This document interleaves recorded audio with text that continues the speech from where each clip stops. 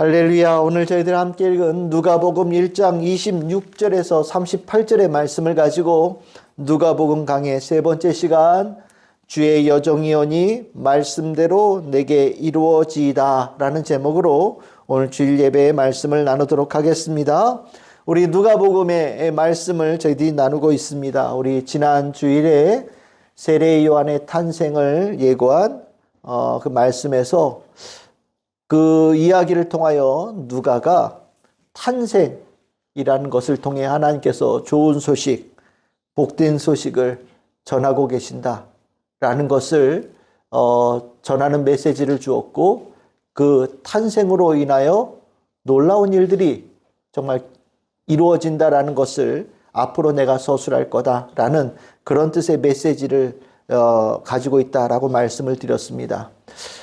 예수님께서 태어나시기 이전에 있는 이야기들은 앞으로 있을 예수님에 관한 이야기를 이해하는 중요한 그 주제들을 전해주고 있는 이야기들이라고 저는 생각을 합니다. 그래서 이 메시지 안에서 단순하게 누가 누구에게 무슨 말을 했다라는 것이 중요한 것이 아니라 그 안에서 우리가 보아야 될 초점들을 우리가 몇 가지를 깨달아가면 이후로 우리가 읽게 되어질 예수님의 그 진면목을 좀 더 잘 이해할 수 있는 그런 선 이해가 우리를 갖게 되는 겁니다.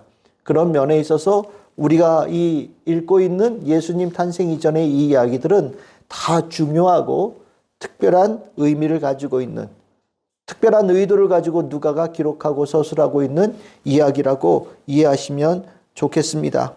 오늘 이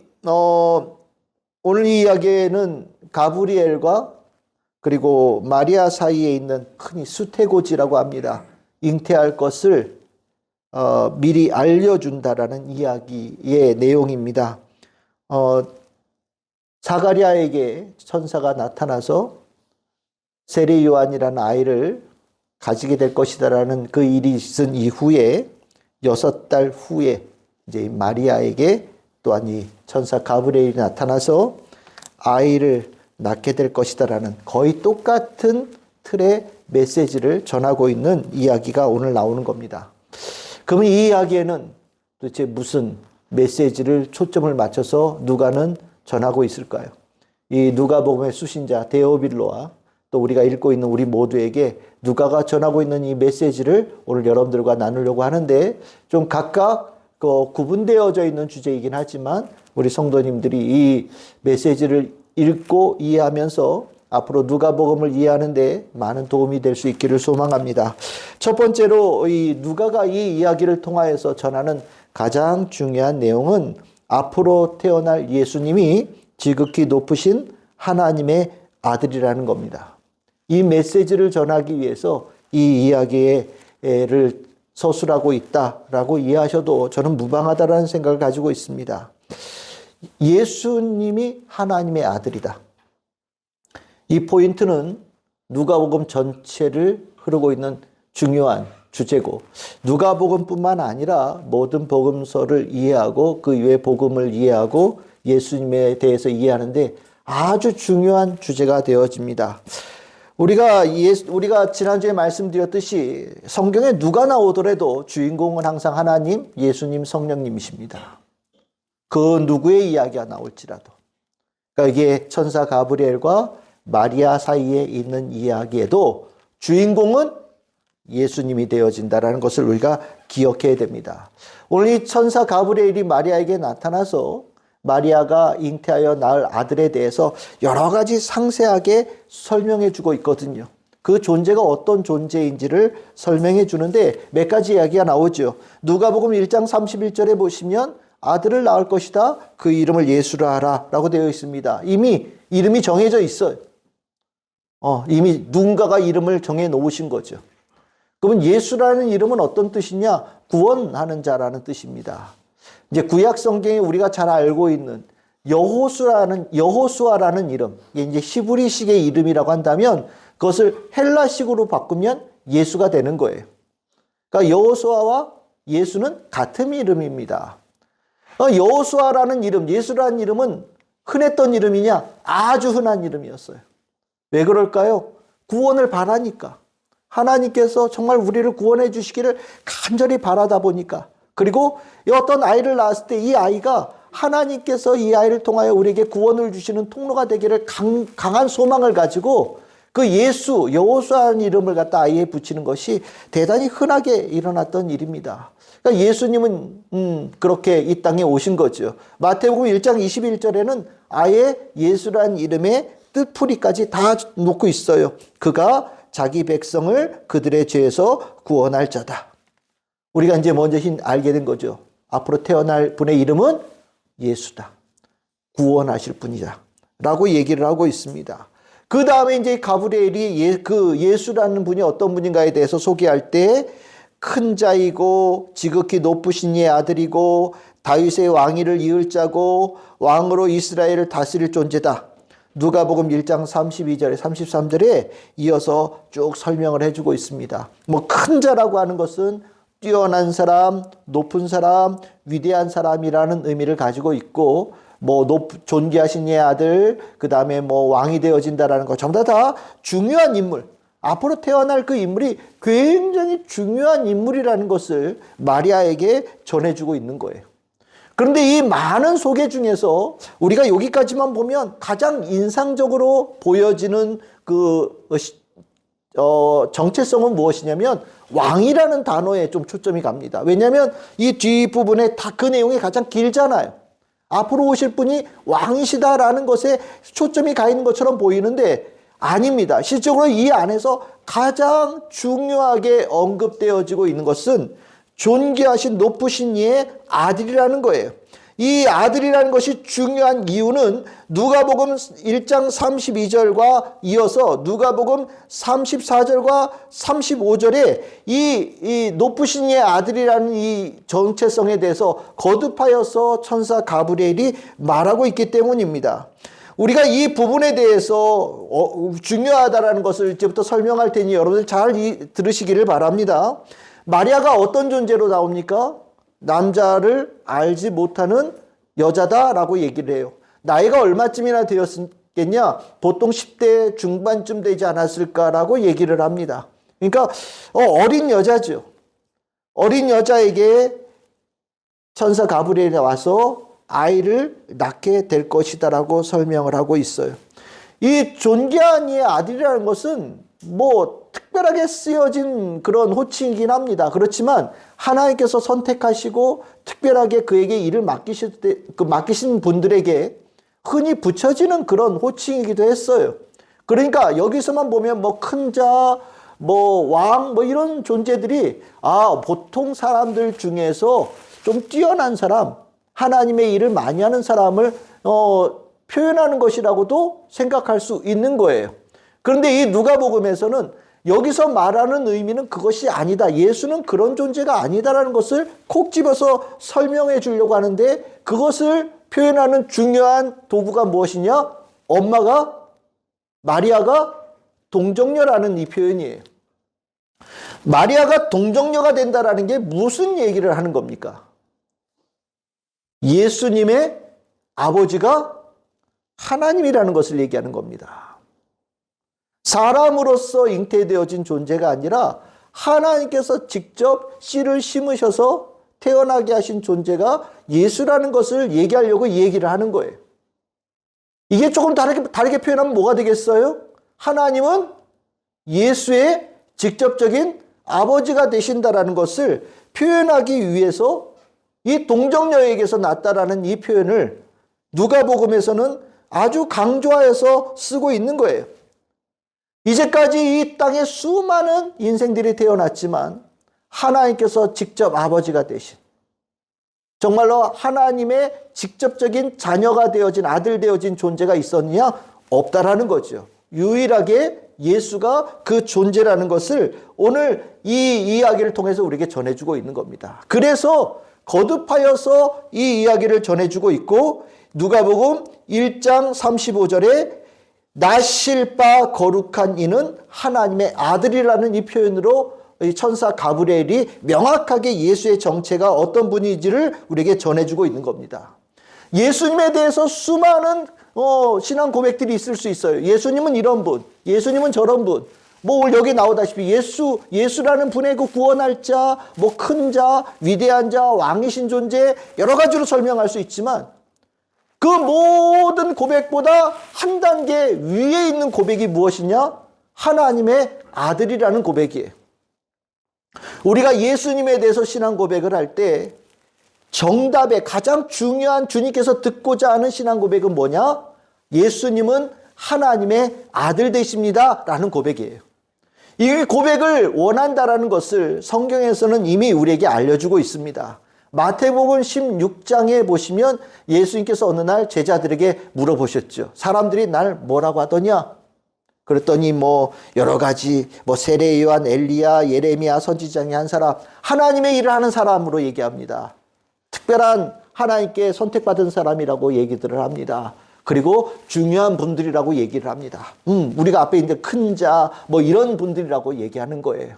그런데 예수님께서는 이제 이 답이 시원찮은 거죠. 예수님께서 원하시는 정답은 따로 있었던 겁니다. 그래서 예수님께서 그럼 너희들은 나를 어떻게 생각하느냐 물어보시죠. 그랬더니 베드로가 아주 정답을 제대로 전했다. 마태복음 16장 16절입니다. 우리 같이 한번 읽어봅시다. 시작. 베드로가 대답하여 이르되 주는 그리스도시요 살아계신 하나님의 아들이시니이다. 아멘. 이 고백을 예수님께서 너무나도 기뻐하셨어요. 예수님의 내 앞에 있는 육신을 가지고 입은 이 예수님이 보통 사람들과 다른 하나님의 아들, 그 아버지가 하나님 되어지신 존재라는 이 고백을 예수님께서 원하셨는데 베드로가 정확하게 말했다라는 겁니다. 그래서 예수님께서 베드로를 칭찬하실 때 네가 이것을 고백할 수 있는 것은 하나님의 특별한 깨달음, 하나님의 특별한 계시를 받아서 알게 되어진 것이다. 너 정말 복 받았구나. 그리고 나서 이 고백, 신앙 고백, 예수는 하나님의 아들이라는 이 고백 위에 앞으로 교회가 세워질 것이다. 교회 안에 있는 성도들은 예수님을 어떻게 고백하는 사람들이냐? 예수를 하나님의 아들이라고 고백하는 사람들이 모인 곳이 교회가 될 것이다. 예수님은 특별하게 병 고쳐주시는 분? 예수님은 단순하게 그냥 기적을 행하시는 분? 예수님은 다른 사람보다 좀 더 똑똑하신 분? 예수님은 다른 사람보다 말을 좀 더 잘하시는 분? 예수님께서는 정말로 다른 사람보다 좀 더 고생 많이 하시고 많은 위대한 일을 하신 분? 이런 분이 아니라는 거예요. 그거는 예수님을 제대로 고백하는 게 아닙니다. 예수님은 어떤 분이셔요? 하나님의 아들이시다. 이 이야기가, 이 고백이 누가복음 전체를 통하여서 누가가 누가복음을 읽고 있는 사람들에게 알려주고자 하는 핵심인 겁니다. 누가복음을 우리가 다 읽고 나면 우리는 고백해야 돼요. 예수님은 어떤 분이시라고요? 하나님의 아들이십니다. 이 땅에 유일한 하나님께서 직접 아버지가 되시는 유일한 분 예수님이십니다라고 고백할 수 있고 믿을 수 있는 성도들이 되어져야 되는 거예요. 이 신앙 고백이 얼마나 중요하냐? 그 위에 성경에서 요한일서 4장 15절에서 16절 이렇게 표현합니다. 누구든지 예수를 하나님의 아들이라 시인하면, 요 신앙 고백을 제대로 하게 되어지면, 이 신앙 고백을 제대로 할 수 있는 성도가 되어진다면 하나님께서 너무나도 기뻐하셔서 그 안에 거하시고 그도 하나님 안에 거하는 참으로 복된 자가 된다라고 요한일서에서 전하고 있습니다. 그러니까 우리가 이 초대교회에서 예수님에 대한 최고의 신앙 고백은 예수님은 하나님의 아들이다라는 신앙 고백이다라는 것을 이 말씀을 통해서 우리가 알게 되어지는 거죠. 누가는 우리에게 이 천사 가브리엘과 마리아의 이야기를 통해서 예수님이 어떤 분이신지를 전해주고 있는 거예요. 예수님은 하나님의 아들이다. 이 누가가 전하고 있는 메시지가 보여야 되고 들려야 됩니다. 이 선 이해를 통하여서 우리는 뒤에 누가복음을 읽어갈 수 있는 영적인 지혜를 갖게 되어지는 거예요. 아, 하나님의 아들이시어서 이런 일이 일어난 거구나. 하나님의 아들이셔서 이런 일을 하시는 거구나. 하나님의 아들이셔서 이런 놀라운 결실이 맺혀지는 거구나. 하나님의 아들이셔서 이런 일을 하실 수 있고 또 그것을 성취할 수 있는 거구나. 우리가 이해하게 되어지는 거예요. 누가복음은 우리에게 그 포인트를 전해주고 있어요. 오늘 이 누가가 전하는 이 메시지가 우리 성도님들의 심령에 확고하게 새겨지는 축복이 있기를 소망합니다. 두 번째로 이 누가는 이 이야기를 통하여서 마리아에 대한 올바른 이해를 가져야 되는 것을 우리에게 전하고 있다라고 저는 생각을 합니다. 이 마리아에 대해서 누가 가지고 있는 생각은 어떤 경우에도 숭배의 대상이 될 수 없다라는 것. 그리고 누가는 마리아가 직접 자신을 주의 여종이라고 표현하는 것을 통하여서 믿음과 순종의 모범이 되어질지는 모르지만 우리가 마리아에 대해서 비이상적으로 높이거나 경배하는 그런 일은 있으면 안 된다라는 것을 이 이야기를 통해서 전해주고 있다라고 저는 생각을 해요. 마리아, 아예 우리 기독교 안에서 굉장히 중요하면서도 복잡한 인물이라고 표현할 수 있겠습니다. 참 이 예수의 어머니가 되어진 마리아는 뭐 말 그대로 굉장히 중요한 인물이에요. 그런데 여러분들 성경을 읽으시면서 여러분들 느끼셨겠지만 마리아는 복음서 이후에 딱 한 번 등장합니다. 사도행전 1장 14절에 모여서 기도했대. 그 마리아 이름 나오고 나서 더 이상 예수의 어머니의 마리아의 이름을 기록하지 않아요. 그러니까 무슨 소리입니까? 애써서 신약 성경에서는 예수의 어머니 마리아에 대해서 무관심한 거예요. 애써서 마리아의 이름을 지웠어요. 왜일까요? 성경의 주인공은 하나님, 예수님, 성령님이에요. 그 외에 어떤 인간도 하나님의 영광, 예수님의 영광, 성령님의 영광을 가리거나 침해하면 안 되는 거예요. 그래서 아무리 하나님께 귀하게 쓰임받은 사람일지라도 실은 그 존재는 그 임무가 끝나면 성경에선 그 이름을 애써 지우는 일들이 가는데 이 누가복음에서도 똑같이 그 힌트를 전해주고 있다라고 저는 생각을 합니다. 마리아에 대한 평가가 갈려지는 이유는 우리 로마 카톨릭과 우리 개신교 사이에 극명한 차이가 있기 때문이에요. 가톨릭에서는 이 마리아 굉장히 중요한 존재로 얘기를 합니다. 마리아에 대해서 우리가 여러분들 성당에 가면은 입구에 마리아 상부터 있잖아요. 그렇죠? 마리아 상 없는 성당 없어요. 다 마리아 상이 있어요. 그럼 그 앞에 들어가기 전에 마리아 상 앞에서 먼저 기도하고 들어갑니다. 왜 그럴까요? 마리아가 가지고 있는 특별한 역할이 있다라고 가톨릭에서는 가르치기 때문이에요. 그것을 뭐라고 표현하냐면 전구자라고 표현해요. 전구자. 우리의 기도를 전해주는 중재자 역할을 한다는 거예요. 마리아가. 그래서 들어가기 전에 마리아 앞에서 기도하고 들어가요. 근데 이게 성경에 있냐? 없어요. 그건 교회의 전통 안에서 마리아에 대해서 높이다 보니까 일어난 거예요. 마리아가 왜 높습니까? 예수님의 어머니잖아요. 그럼 예수님은 어떤 분이시냐고요? 하나님이 육신이 되어서 이 땅에 오신 하나님의 아들이자 하나님 그분이라고 우리가 얘기를 한단 말이죠. 그러다 보니까 이게 굉장히 복잡해집니다. 그러면 마리아는 하나님의 아내인가? 그렇죠?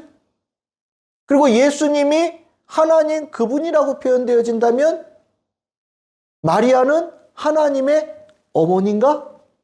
이렇게 표현되어지는 거예요.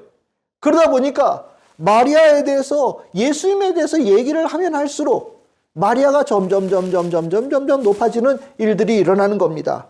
그러다 보니까 이제 성경에는 없지만 마리아에 대한 수많은 이야기들이 교회 안에 전설처럼 흐르기 시작합니다. 그래서 이제 조금 전에 말씀드렸듯이 하나님의 어머니라는 아주 대단한 호칭을 갖게 되어지죠. 거기에 평생 동정녀. 원래 남자를 알지 못했고 예수님을 태어나게 할 때도 동정녀였고 그 위에도 평생 동정녀로 살았다. 물론 성경에는 예수의 형제들에 대한 언급이 나오지만 동정녀가 평생 되어졌다라는 그것을 가르칩니다. 또 마리아에 대해서 얘기하는 것이 무염시태. 혹시 여러분들이 어려운 단어니까 무슨 무협지 나오는 단어 같지만 무염시태라는 게 있어요. 이게 뭐냐면 원래 마리아는 원죄가 없다. 하나님께서 그녀를 특별히 다른 존재와 다르게 원죄 없는 존재로 태어나게 하셨고 원죄 없는 존재로 살게 하셔서 하나님께서 그를 통하여 예수라는 아들을 낳게 하신 거다라는 교리도 가르치고 마리아가 말년에 어떻게 됐을까? 예수님이 승천하신 것처럼 마리아도 승천했다라고 교회에서 가르칩니다. 마리아에 대해서 이 부분이 이제 우리가 이제 개신교에서는 마리아를 그럼 숭배하는 거 아니냐라고 얘기를 할 때 캐톨릭에서 이걸 조금 나눠요. 예배는 하나님께만 하는 거다. 그런데 마리아는 어떻게 하는 거냐?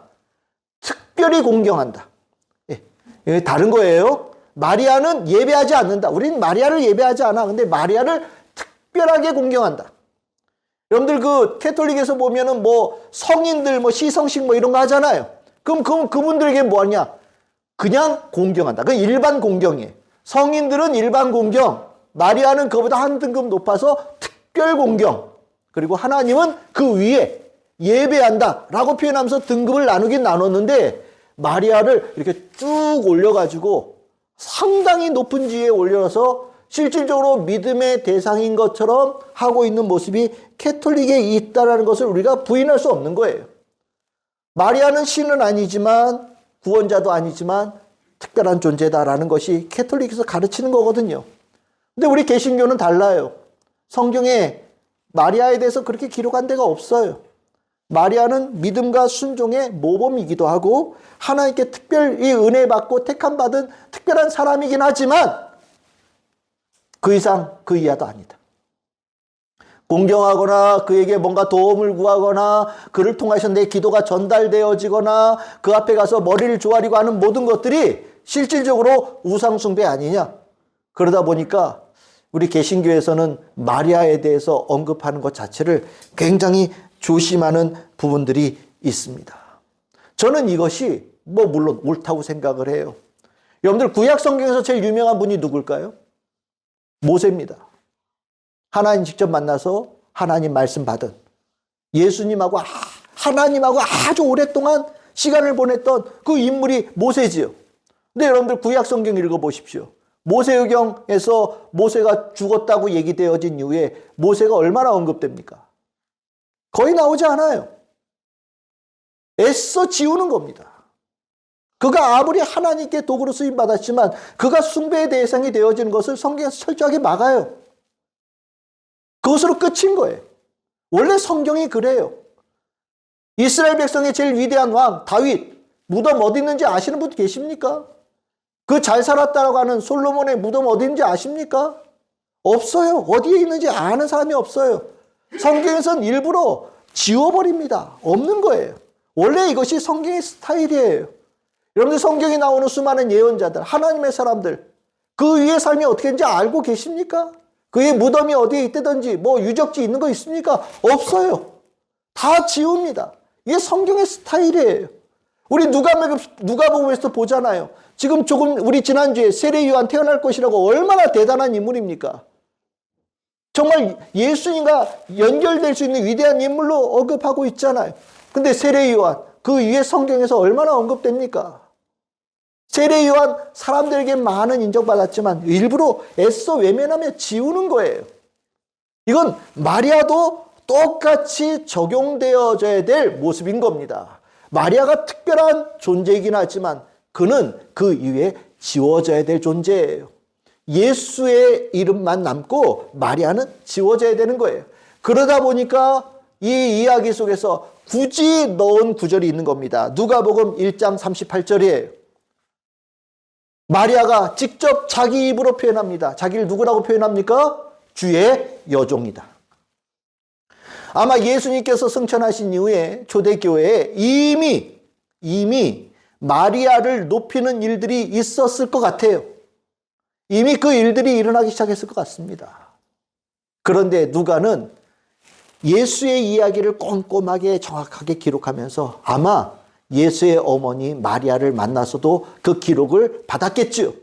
근데 마리아의 입에서 직접 마리아가 자신을 이렇게 표현했다라고 전해주고 있는 거예요. 저는 예수의 어머니 이렇게 표현하는 것이 아니라 나는 누굽니까? 주의 여종이다. 우리와 똑같이 주님 앞에 무릎 꿇고 있을 주님의 피조물, 주님의 자녀의 한 사람으로 마리아가 표현하고 있다는 것을 이 이야기를 통해서 우리에게 전해주고 있는 거예요. 우리가 이 마리아에 대한 이해가 올바르게 되어질 때 우리가 개신교에서 잃어버린 마리아에 대한 좀 더 풍성한 이해를 가질 수 있을 것이라고 생각이 들어요. 여러분들 친구분들 중에 성당 다니시는 분들 막 사진 보내서 뭐 캐톨릭에 뭐 어떤 거 보내시고 마리아 앞에서 기도하고 뭐 이거 놓으면은 뭐 기도가 어떻게 잘 되고 여러 얘기들을 아마 같은 하나님 믿는다는 그 범주 안에서 여러분들에게 말씀하시는 분들이 있을지도 모르겠다는 생각이 드는데 오늘 이 시간을 통해서 분명히 아시기를 바랍니다. 마리아는 숭배의 대상이 아니에요. 이 이야기, 가브리엘과 마리아의 이야기를 통하여서 누가는 우리에게 이미 그것을 정확하게 전해주고 있습니다. 우리 성도님들에게 마리아에 대한 이해가 좀 더 명확해지기를 주님의 이름으로 축복합니다. 세 번째로 이 가브리엘과 마리아 사이에 있는 이야기에 누가가 전하는 메시지가 뭐냐? 하나님의 은혜와 능력이 임하고 덮이면 기적이 일어난다라는 거예요.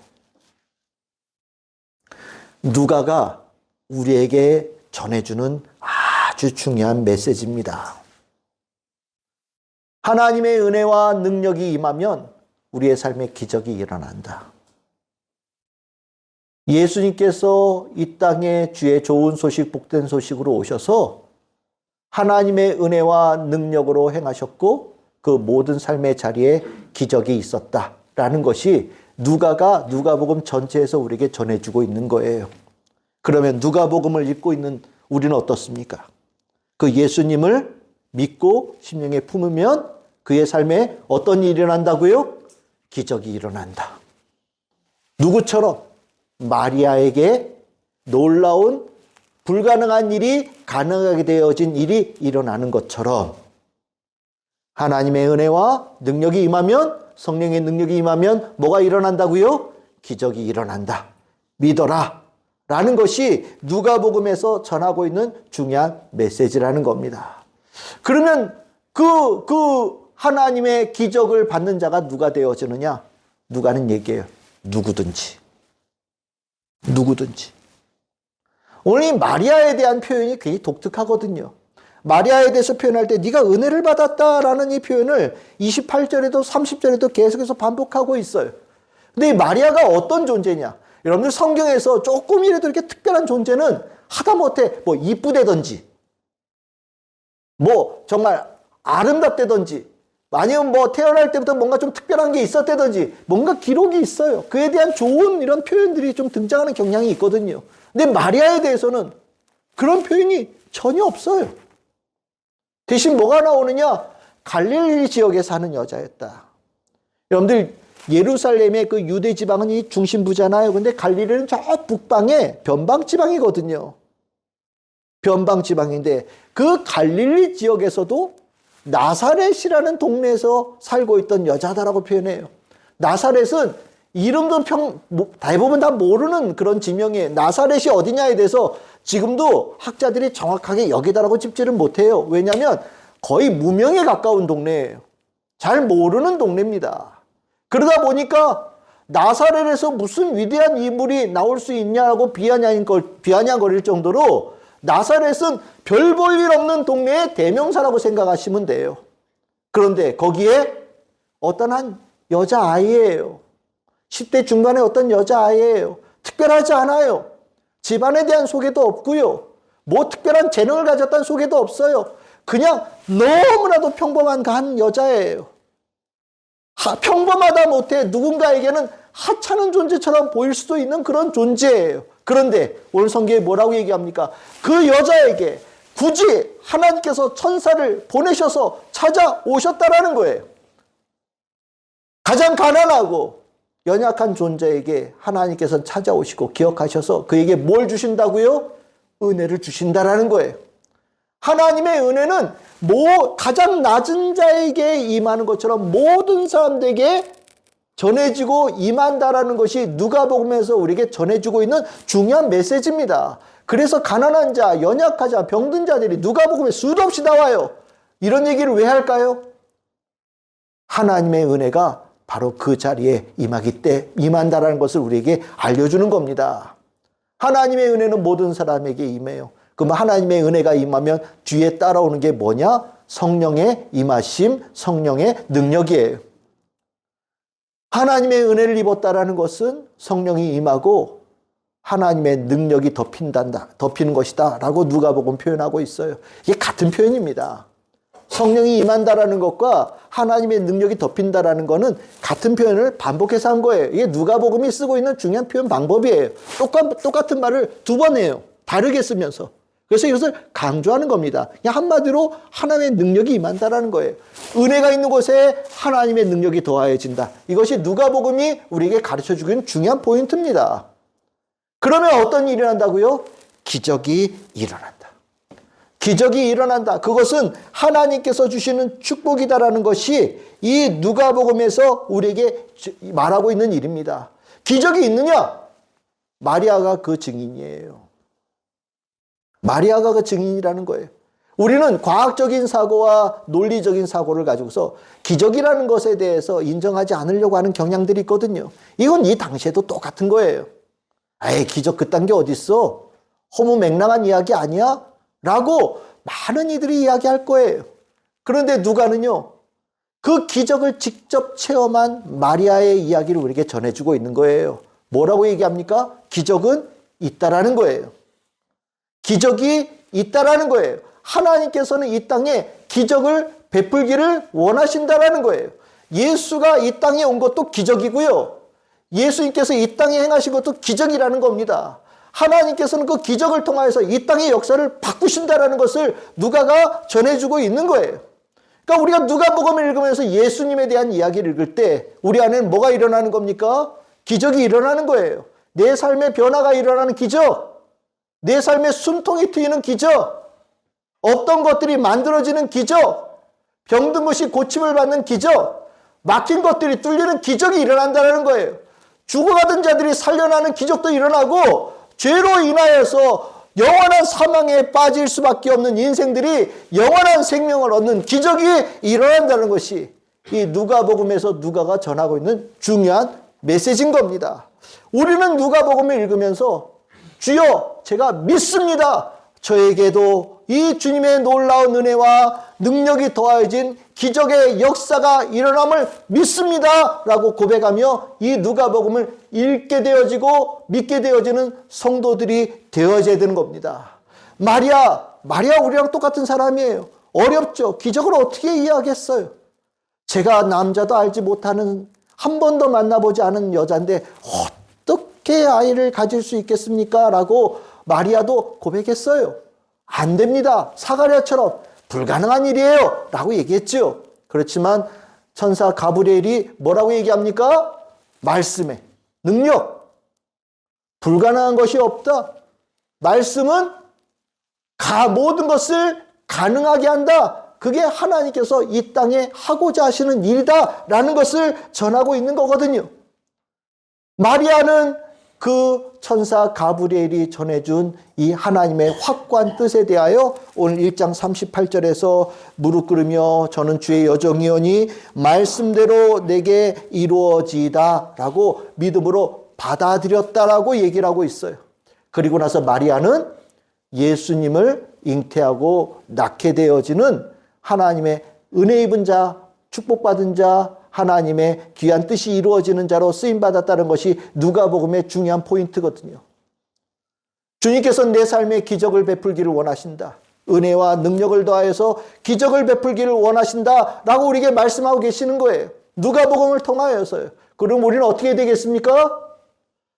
마리아처럼 저는 주의 종이오니 주의 말씀대로 내게 이루어질 줄 믿습니다. 주의 말씀대로 내 삶에 기적이 일어날 줄 믿습니다 라고 고백하는 자들이 되어질 때 주님께서 주신 그 말씀이 성취가 되어진다는 것을 오늘 이 가브리엘과 마리아의 이야기를 통해서 우리에게 전해주고 있는 거예요. 우리는 이야기 이제 앞으로 하나하나의 그 기적이 일어나는 거예요. 그것이 그들이 만난 기적이 아니라 그 일을 통해서 내 삶에 하나님께서 이루시기를 원하시는 기적이에요. 우리는 그 하나님께서 예수님을 통하여 하시는 그 많은 일들을 읽어가면서 우리는 똑같이 고백하게 됩니다. 주님, 이 말씀이 내게 이루어질 줄 믿습니다. 주님, 내게 이 놀라운 기적이 풍성하게 일어날 줄 믿습니다. 믿음으로 붙잡고 아멘으로 붙잡는 우리 성도들이 되어질 때 누가복음을 제대로 읽는 성도들이 되어진다. 오늘 이 누가는 이 예수님에 관한 이 탄생 이전에 있는 이야기를 통해서 중요한 메시지를 우리에게 전해주고 있다는 것을 이제 눈치채셨을 겁니다. 왜 이렇게 예수님 안 태어나? 뭐 이렇게 앞에가 길어? 그냥 태어났다고 그걸로 시작하면 좋을 텐데 왜 이렇게 앞에 많이 적었지? 다 이유가 있는 거예요. 누가는 아주 꼼꼼하게 의도를 가지고 예수님의 이야기를 전해주고 있어요. 영적인 지혜로 예수님의 그 가장 깊은 곳에 있는 이야기를 우리에게 전해주고 있는 겁니다. 그 이야기를 알려주기 위해서 앞에 긴 이야기, 예수님 탄생 전에 있는 이야기들을 우리에게 전해주고 있는 거예요. 오늘 세 가지 포인트 메시지 기억하시죠? 예수님은 어떤 분이시라고요? 하나님의 아들이다.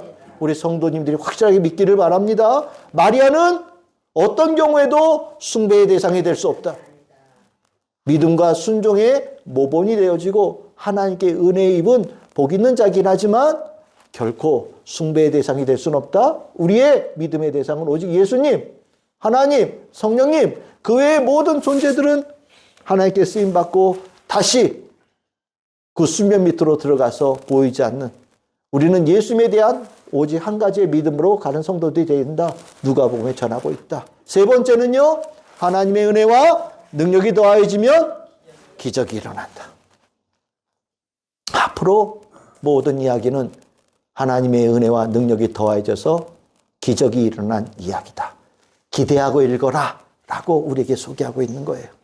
우리 성도님들이 이렇게 예수님의 좋은 소식, 그 탄생의 기쁜 소식을 견고한 믿음으로 딱 받아들여서 주께서 은혜와 능력을 더하셔서 우리들의 삶에 베풀기를 원하시는 기적, 그 놀라운 일들에 복받는 우리 참 즐거운 모든 성도들 다 되기를 주님의 이름으로 축복합니다.